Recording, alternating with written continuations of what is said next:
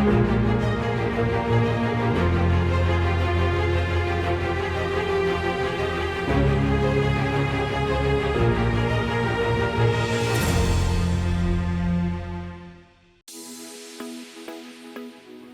guys, it's Brittany Smith. I am super excited to jump right back in because it's been since February since I've actually posted an episode. So I'm really excited to jump back in and give you some good information.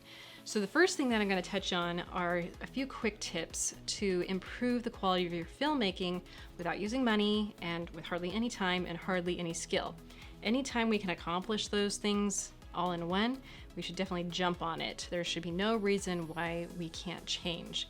So last month I went to a Christian film festival. It was wonderful. I had so many good connections and met so many wonderful people.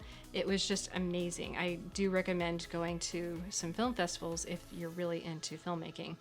But the one thing I noticed about some of the films that were submitted is, first off, there is a higher quality that is starting to pop through.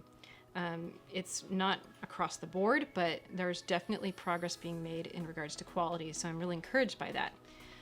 There were a few things I noticed in the films in general that we could change ever so slightly, and it would change the overall excellence and the overall quality of the film. So the first thing I noticed was that the actors and actresses need to decrease the amount of eye contact they have with each other. And this actually might be more of a director problem or maybe even a script problem, but I'm going to say it's more of a director's problem. I'm not pointing the finger here. I'm just joining the club and we're all doing this together. But anyway, so actors and actresses in Christian filmmaking or in independent films, many times they will overdo it with eye contact. For instance, when you are looking for your keys in a normal day life setting, usually someone's scrounging around saying, "Where are my keys?" And then maybe a family member is saying, "I don't know, where'd you put them last?" Well, usually you're not looking at each other when you're doing that. Usually someone's scrounging around for their keys. The other person might be doing the dishes or something like that. But if you have them looking at each other, it's going to be cheesy. It's going to be like something like this, like, "I can't find my keys. Do you know where they are?" And then the other person's like, "I don't know. Where did you put them last?" Oh my goodness, it just screams cheese because it's not natural. It's very uncomfortable. So we need to be very careful about when we show eye contact. And actually, if we're careful when we show eye contact, it becomes even more important when eye contact is made. It means that this is a very important moment. Whereas if you just have eye contact all through your film, then it's gonna scream that every moment is important, which is really not reality.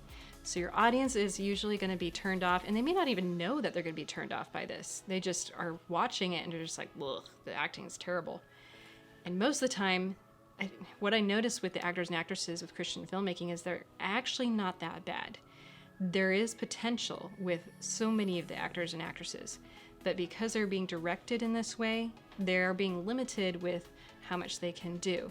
The actors and actresses may not even know this, or maybe they do, and maybe they're telling their directors and giving them some tips, and the directors are not paying attention, which is a real pity for sure. But anyway, that's my first quick tip. Be sure to stick around because next week I'm going to release my second quick tip to improve our films without money, time, or skill, which is really helpful. So definitely stick around, and I'll see you next time on Filmmaker Symposium.